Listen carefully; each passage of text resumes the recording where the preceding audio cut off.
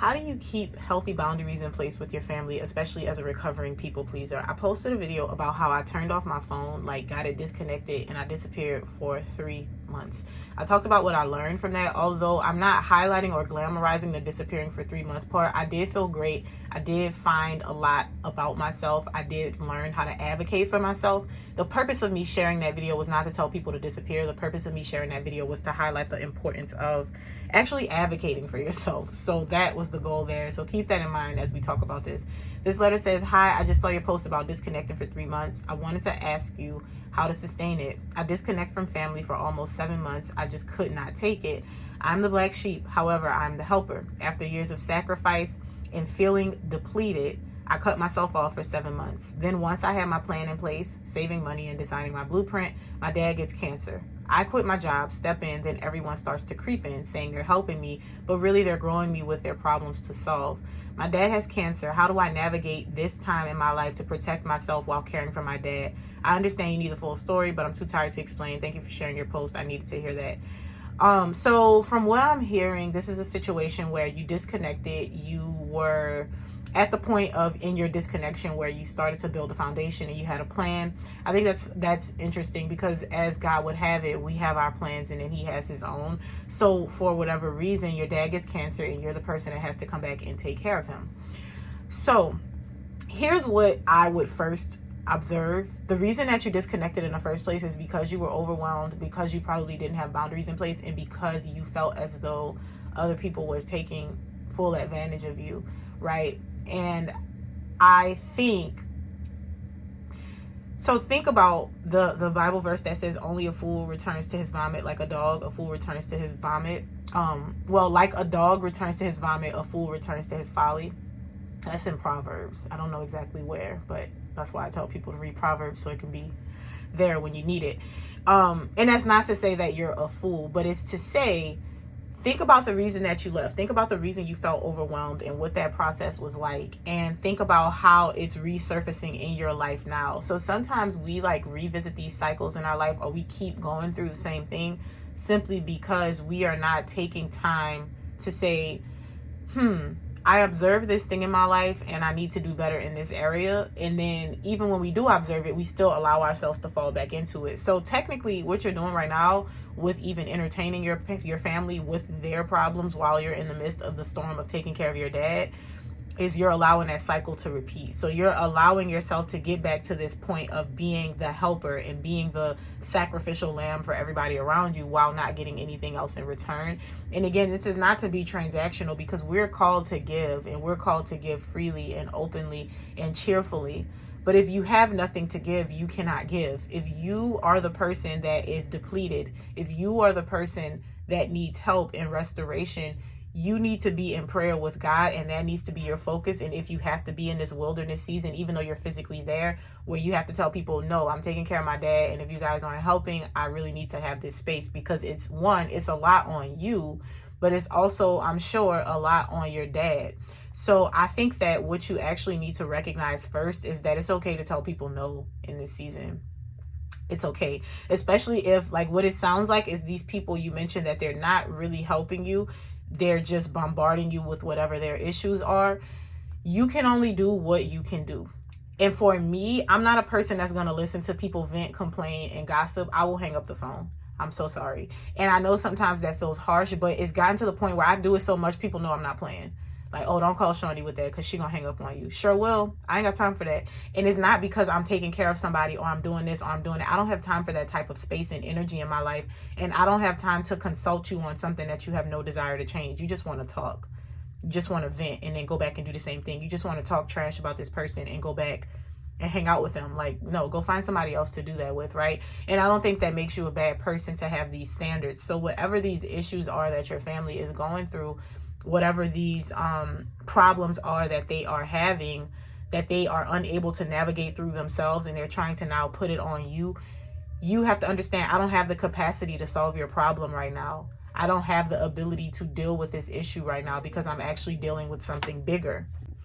And so all of that being said, what I would consider is, first, are you actually in a position to help other people? It sounds like you're not, but don't just trust what you feel.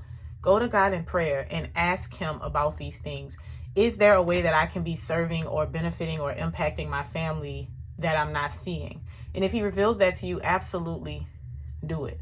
But if you find that you're burned out, if you find that you don't have time, if you find that you are spiritually, physically, and mentally exhausted and you have nothing to give, you probably just need to take a step back. And you don't have to explain that to these people. So in the same way that you had the courage to disappear for 7 months, right? You have to understand, I don't have the liberty or the ability to disappear right now because I have a responsibility. I need to take care of my dad. But I do have the ability to set up boundaries. You don't have to answer the phone for people. You don't have to answer the door for people. You don't have to answer text messages if you don't want to at the given time. Now, this doesn't mean that you just ignore everyone completely, but no is a complete sentence.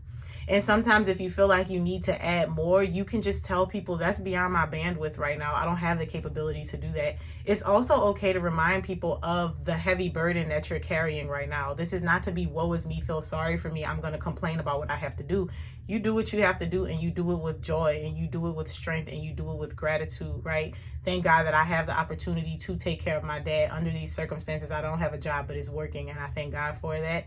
But even in doing that, you can also advocate for yourself, because you can't be there for everybody. You cannot be everybody's emergency contact. You cannot be the person that everybody calls when they need help, when they need resources, when they have something to do, when they have someone to talk about, when they need money, when they need a shoulder to cry on. Like, you just can't be that, especially in this season of your life. And it's okay to tell people no. So I think if you actually want to interact with these people, but you want to have more limited interactions, what I would recommend, and this is something that we started doing in our family, we have like once a month we get together as a family. My uncle started doing family dinner. So like, he will pay for all of us to get food. We go somewhere, somebody's house, and we'll eat. We get together, all the things. For me, that is great. That is enough. I host a family day every year as well. But there are certain things that once we get past that, I'm just not willing to extend myself, because I can go a week or two without necessarily talking to everybody. Like, I'll talk to my mom, I'll talk to my dad, but like outside of that, I might text some of my friends, but I'm not constantly on the phone with people, because one, I have better things to do. Two, I love y'all, but most of the time when we're on the phone, it turns into a slippery slope of things that are just not necessary for us to be talking about. So I think that it's healthy to still engage with your family, because regular healthy adult conversation outside of just talking to your dad under those circumstances is going to be necessary and needed at times. But you can have boundaries. So maybe you want to start like a cool thing where everybody comes together on like Sundays, and you're like, hey y'all, I know everybody wants to know how they can help. Look, I would like to start doing every couple of weeks on Sunday, we do like a family gathering, or like y'all come by, we watch movies, we get food. It would be really helpful if y'all could bring these things. Now, this is important too, because now you give people the opportunity to show up in the ways that they claim they want to. And then if they don't show up, guess what? No harm. It's okay. They just aren't able to do it. It's not a personal attack on you. They're unable to do it, and maybe they were unwilling. And now guess what? You don't have to keep monitoring that thing. I think that if people want to help, you should allow them to help, but you should allow them to help without impeding on your own circumstances and your personal boundaries. And if you give them the ability to help in a way that they say that they want to, and they do not want to fulfill that, then that's okay too. But I really do think that that's something that will also help you to regulate and to establish healthier boundaries, because you're basically giving them permission to be there, but you're giving them permission to be there around the circumstances that you have set up and that you would like to see pan out. So I think that that's really important, like having a way for them to be a part of it, since that's what they say that they want. And then that way that limits your interactions with these people, and it limits your ability to be abused or like overly involved with them when you don't necessarily want to be overly involved with them on a day-to-day basis.